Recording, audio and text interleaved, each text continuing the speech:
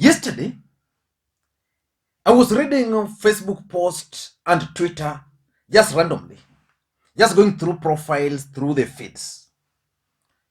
Then I came across a post which caught my attention by Wahome Thuku.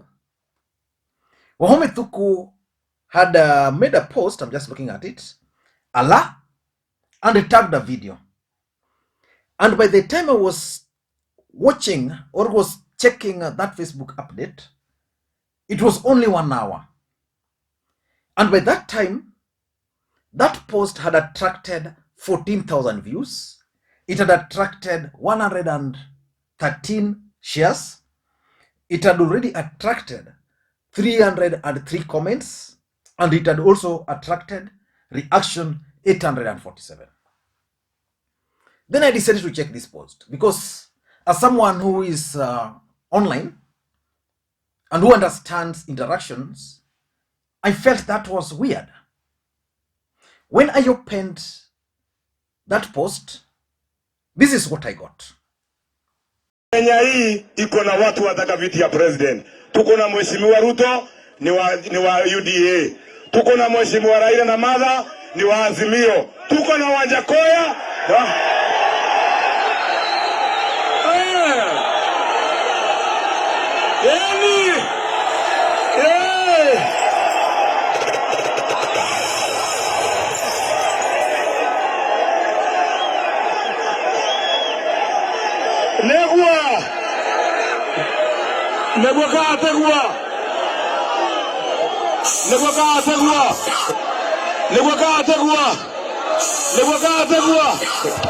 Ogo mukethurana igetekera wangu yarenda nikianga bana wa Kirinyaga igetekera president mubiora mukwenda mwana na Ruto mube mwana na Raila mube mwana na Wajackoyah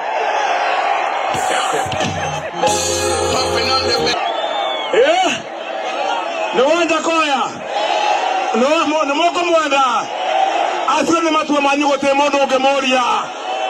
Asanteni sana. And if you paid close attention, one thing is clear, that Wajackoyah actually enjoyed support of the audience. That audience was in Kirinyaga. Then I decided now to start just randomly searching Wajackoyah. And then I came across a post by his communication director, Jemo Yule Mzee, or Muse. In that post, Wajackoyah had made an announcement.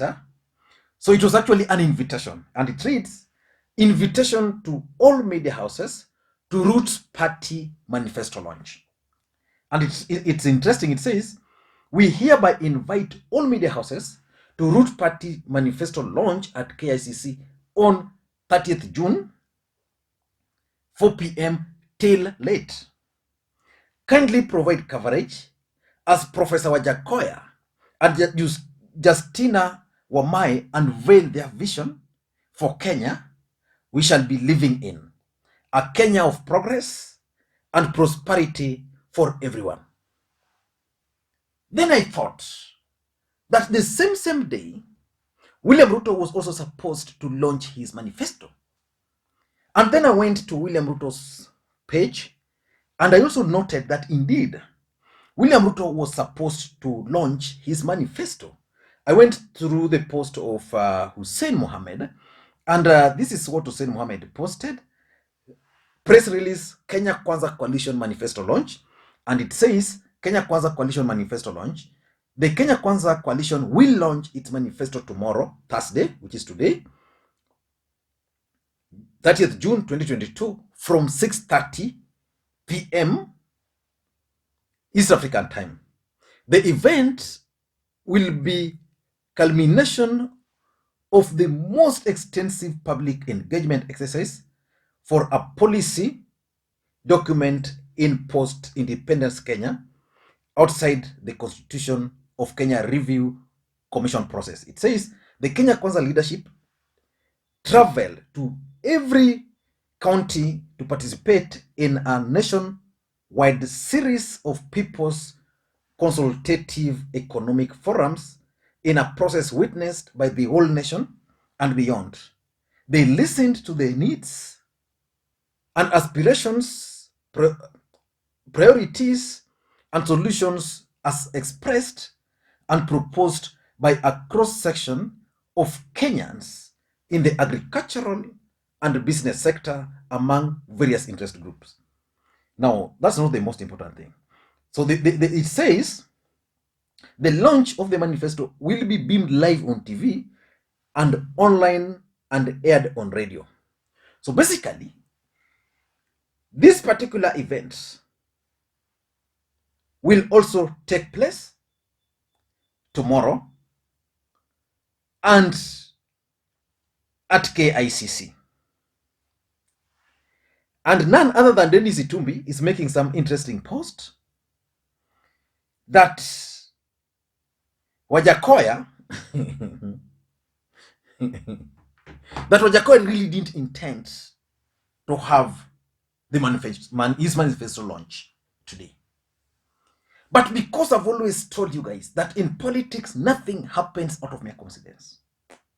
And that everything in politics is normally well planned, well scripted, and executed to achieve specific political objectives. I want us to look at the objectives of Wajackoyah's manifesto launch.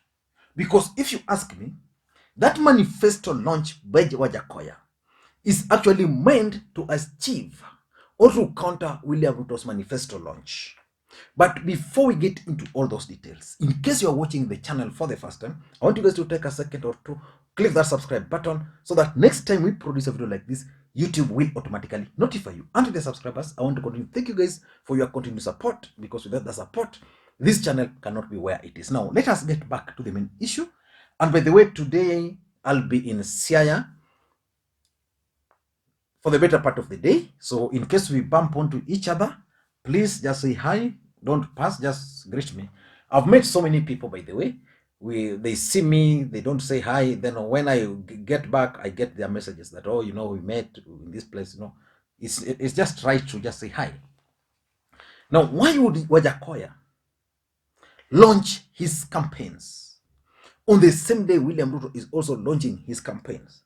Almost at the same time William Ruto is launching his campaign. I also want to assume that William Ruto will also be launching his his manifesto, his manifesto at the same venue, if not almost the same time. The truth of the matter is that, just like I've always opined, Wajackoyah might disagree with me, but it is clear that Wajackoyah's entry into this race is actually meant to win the support of the youthful population. And therefore, this manifesto launch is also supposed to counter William Ruto. And the objective of his manifesto launch, in my view, on this particular day, is to serve 5 main objectives. The first objective is to take the limelight from Kenya Kwanza manifesto launch. And this is the truth. You might hate Wajackoyah, you might not agree with him, but the truth of the matter is that Wajackoyah has actually captured the imaginations of the Kenyan youths. And that's why I played that particular clip. And the truth of the matter is that Kenyans love Wajackoyah. I'm not saying they're going to vote for him, but his message is actually interesting to them. They want to listen to him. In fact, when Wajackoyah came to Kisumu, that video which trended, it's me who took it, and I was really laughing because this guy, people just spotted him and they started following his car.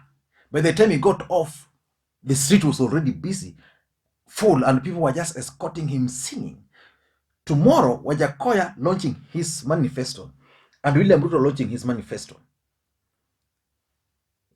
The limelight will leave William Ruto and focus on Wajackoyah. Why? Because Wajackoyah is saying things which are not ordinary. There is nothing new, for example, which William Ruto is going to tell Kenyans, which he has never told them. There is nothing new in William Ruto's manifesto, which is going to tell Kenyans, which has never been told. But there is something new which Wajackoyah is going to tell Kenyans, which Kenyans would be laughing at, which Kenyans would want to listen to. You see, the other day, Wajackoyah was like, when he was sleeping on that car, he was actually dreaming that Raila Odinga asked him to support him. I don't know, something like that. You know, it's a guy who is saying that he will ask Kenyans to contribute whatever they have so that they could repay the Chinese debts so that they can be free.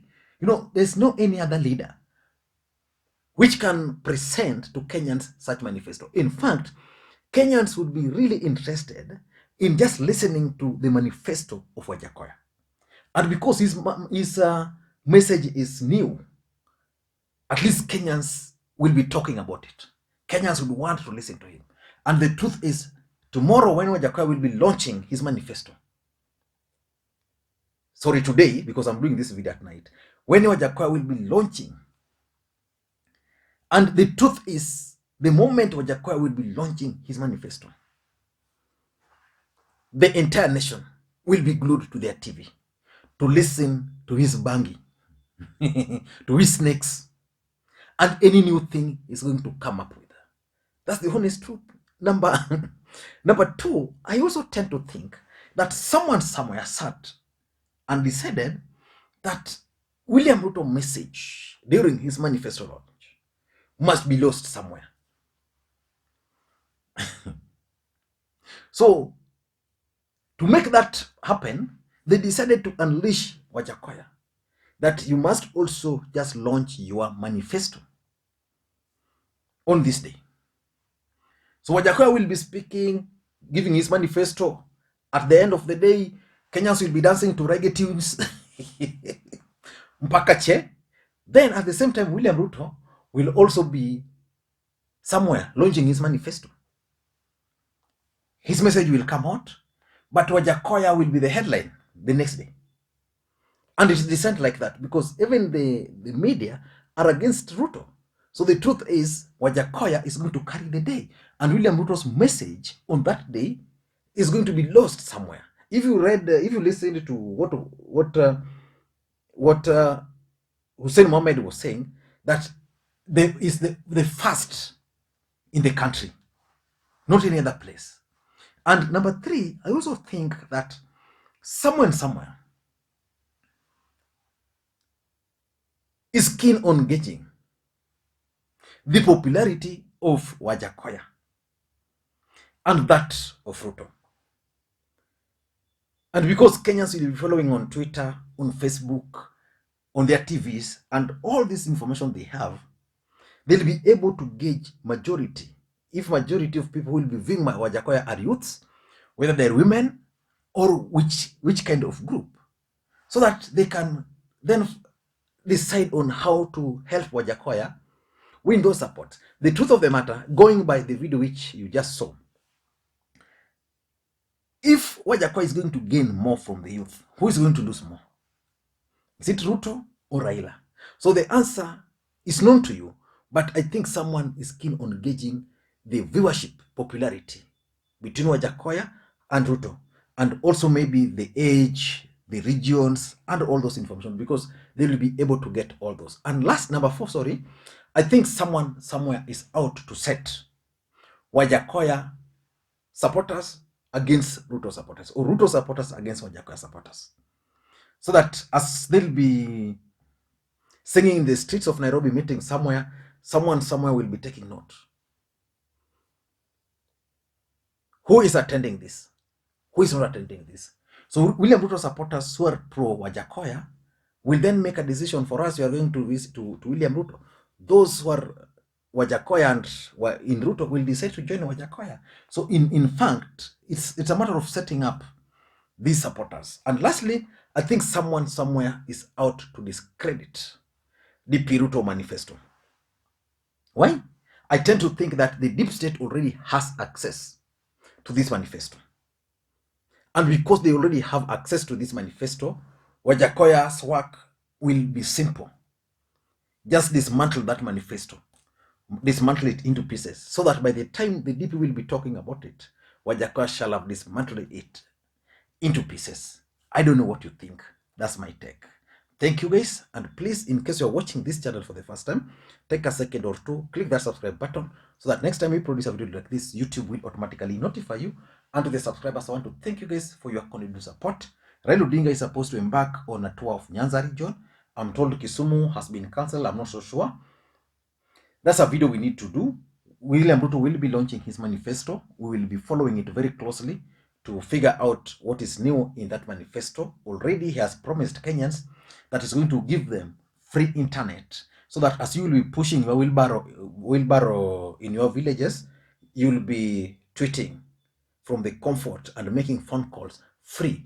Those are dreams which will never be realized, because I don't think there is anywhere in the world where internet services are just that free. Thank you guys, and please may you have a good day. Bye bye. Just like I said, I'll be in Seattle tomorrow, so we meet there.